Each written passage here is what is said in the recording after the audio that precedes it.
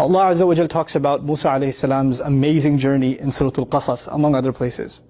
And one of the things he tells us in Surah Al-Qasas is that when he ran away from Egypt, after having accidentally killed a person by punching him, he finally reached the waters of Madian. And he pursued the waters of Madian and finds a bunch of people, giving water to their sheep there.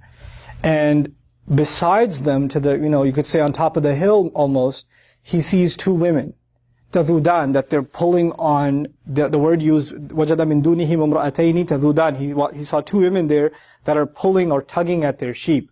Like they're having this tug-of-war match with their sheep, where they're not really winning. And it looked really weird to him from a distance that these women are struggling with their animals in this way, while everybody else is comfortably feeding their animals at the water. وَلَمَّا وَرَدَ مَاءَ مَدْيَنَ وَجَدَ عَلَيْهِ أُمَّةً مِّنَ النَّاسِ يَسْقُونَ وَوَجَدَ مِن دُونِهِمُ امْرَأَتَيْنِ تَذُودَانِ قال ما خطبكما قالتا لا نسقي حتى يصدر الرعاء وأبونا شيخ كبير. So he went up to them and said, قال ما خطبكما. He said, what's your problem? What's going on here? What's the deal? This already is a huge lesson. We are supposed to have hayat, men are supposed to have modesty, and they're supposed to, guard their tongue and their eyes and things like that. But when someone's in trouble or somebody's having trouble, there's nothing wrong with you going and saying, can I be of service? What's going on here? But you have to mind yourself, right? So he didn't go and have an elaborate conversation and try to make small talk with them. He just went and said, ما خطبكما? What's going on with both of you? And they responded, قالتا لا نسقي حتى يصدر الرعاء. They said, we can't feed our animals until the entire flock of everybody else is done. There's men down there. Apparently they don't have a lot of courtesy, so they're feeding their animals and they won't give us room. We don't want to rub elbows with them and go and feed our animals, so we're going to wait until they're all done and all gone, even if it takes us all afternoon, and eventually we'll, give our sheep and our goats, etc., some water. Of course, the goats and sheep are not that understanding, and they don't understand these laws, so the animal sees the water and it wants to rush towards it, and they have to constantly pull back on them. I bring this up because this is a really cool example in the Quran of women in the workplace. They explained that Abuna Shaykhun Kabir, they said our father's an old man. And because he's old, it's understood, it's in between the lines that he's not able to work anymore. He's not able to, tend to the animals and take care of the expenses of the household and everything else. And he only has daughters. He's got 2 girls. And you know what? They have to go out there and work. This is a reality for so many people because of their economic situation, their unique family situation, be it divorce, be it the death of a husband, be it the only daughters that are in a household taking care of the family, old parents. They have to go out in the workforce. It's not something that our deen forbids. It's something that Quran itself talks about. But there are ethics mentioned. These girls, what's remarkable about them, the few things Allah tells us about them in Surah Al-Qasas are very telling. A principle of hayat. Because you're going to be at the workforce, necessarily situations will come that it might be convenient to compromise your standards. Standards of hayat, standards of shame, standards of modesty. But so long as you stick to your principles, you can still get work done. It might be inconvenient, just like they were inconvenienced, but you have to, at the end of the day, your principles cannot move.